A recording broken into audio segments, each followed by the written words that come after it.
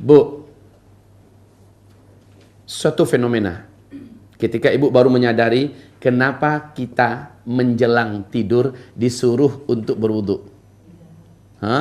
Kenapa kita menjelang tidur disuruh untuk baca doa?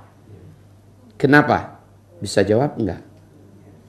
Siapa yang melakukan itu, siapa yang membacanya, nafasnya langsung diangkat oleh malaikat dan dalam perlindungan Allah Subhanahu wa taala. Diangkat. Jika ia tidak baca, nafas ini keluar, lalu akan terombang-ambing dan dia akan mudah disambar oleh setan. Saat nafas ini disambar oleh setan, mimpi-mimpi buruk. Kita terasa ada di mana? Kita sedang dikejar-kejar, kita sedang disiksa, kita sedang dipermalukan, kita sedang disakiti. Ini akibat enggak doa kalau menjelang tidur. Nafas ini akan jadi mainan mereka, Bu. Kadang-kadang kita diajak makan. Kalau udah diajak makan, sihir setan masuk ke tubuh kita. Nafas kita diajak makan. Ibu pernah nggak mimpi makan? Ini salah satu di antara gangguan setan. Ya itu. Makanya hamba-hamba Allah yang kami muliakan,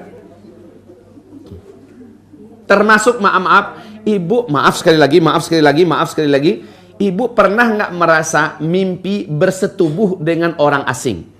Padahal kita sudah bersuami. Ya nggak usah pakai gini-gini aman. Biasa aja. Masalahnya ini kasusnya banyak. Semoga tidak terjadi pada ibu-ibu. Kasus ini banyak. Merasa diperkosa oleh orang lain. Merasa disetubuhi oleh laki-laki lain. Yang laki-laki itu kelihatan gagah. Maaf ya Bu. Di Medan kita punya kasus tentang ini. Saya dengan Ustadz Eri, waktu saya masih aktif berdakwah di Medan dulu, seorang wanita bercadar, Bu. Wanita bercadar. Suaminya mengeluh. Istrinya sudah beberapa tahun belakangan ini sering tidak semangat, berhubungan intim dengannya. Dan bahkan hampir-hampir tidak mau. Hampir tidak mau. Setelah digali, kemudian diruqyah. Tahu nggak ibu apa yang terjadi?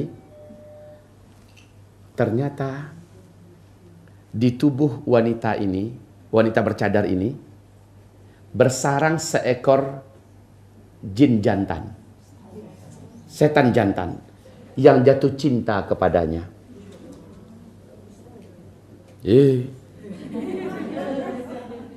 Jatuh cinta kepadanya. Banyak rahasia loh dalam hal ini akan saya sampaikan pada ibu. Ya, Bu, setelah wanita ini disadarkan, lalu kita perlihatkan kepadanya hasil tontonan. Setan yang dalam tubuh wanita ini berkata, saya tidak mau meninggalkan perempuan ini.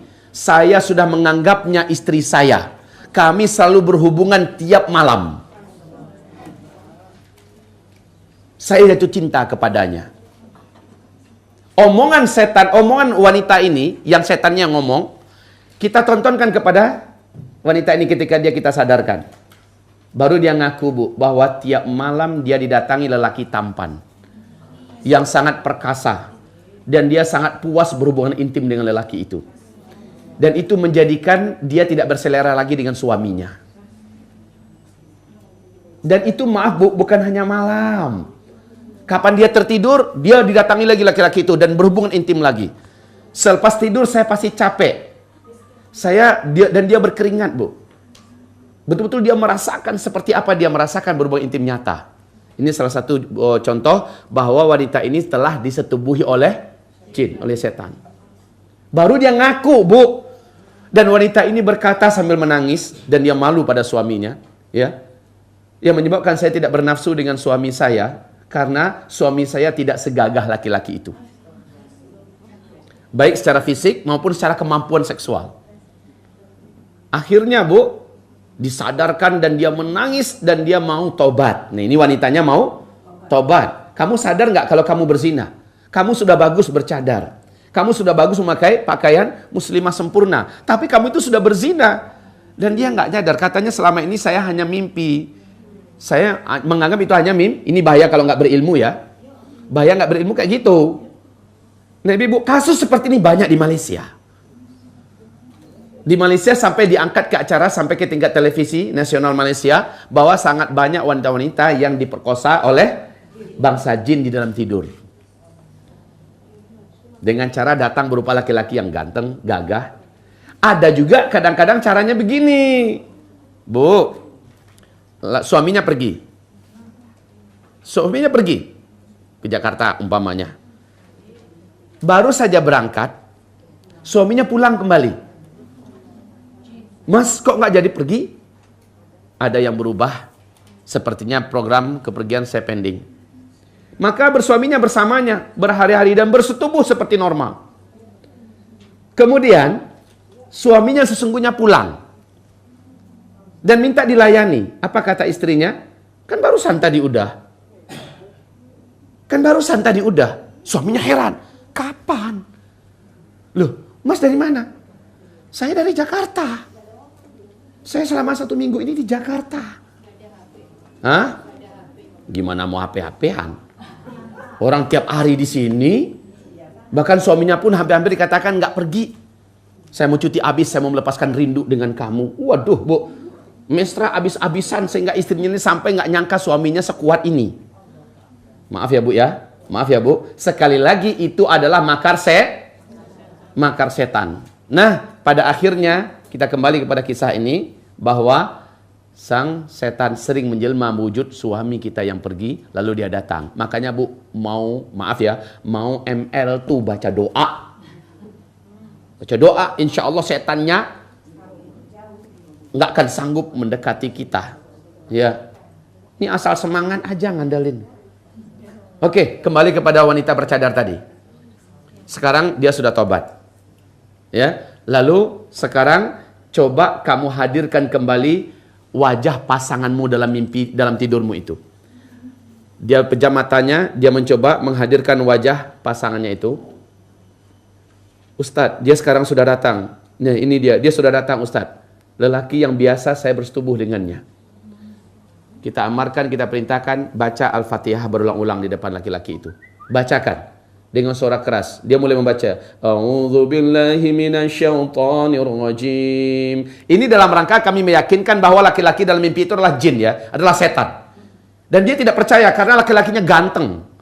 Laki-lakinya gagah. Kami akan buktikan dia akan menjadi jelek sesuai dengan wajah aslinya. Sekarang kamu baca. Dan dia membaca.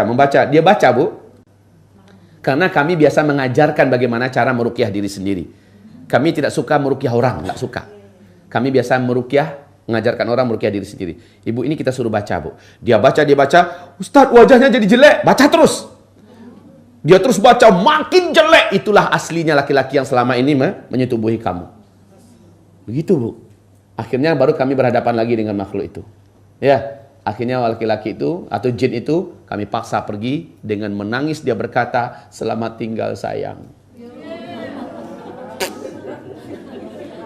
Di depan suami kandungnya, di depan suaminya. Si pezina ini, si penceroboh ini, si penggerogol ini mengucapkan selamat tinggal. Sakit hati nggak kira-kira suaminya? Kata suaminya, kalau bisa begaduh kita keceklahi. Ibu, nah, terjadi penyimpangan seksual di mana wanita ini sudah tidak mau lagi dengan suaminya, dingin dengan suaminya yang asli, karena ternyata selama ini dia terpuaskan oleh syaitan, inhiraf. Ibu selama ini anak ibu lahirnya normal. Ini umpama ya, terjadi penyimpangan nafas. Anak ibu ini normal. Tapi tiba-tiba kenapa ya dia jadi suka sesama jenis? Terjadi inhiraf, penyimpangan. Secara kejiwaan dia udah menyimpang.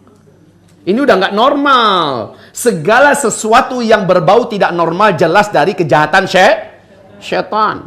Dulu suami ibu lembut, pemaaf, sabar, suka nolong, mudah melapangkan dada. Kalau kata orang Padang, indak sampai kalang. Nggak mudah emosian suami ibu. Tapi kenapa akhir-akhir ini bertolak belakang? Terjadi penyimpangan nafas. Jiwanya sudah mulai diajak menyimpang daripada kenormalannya. Kalau udah macam itu, ibu perlu waspada ini.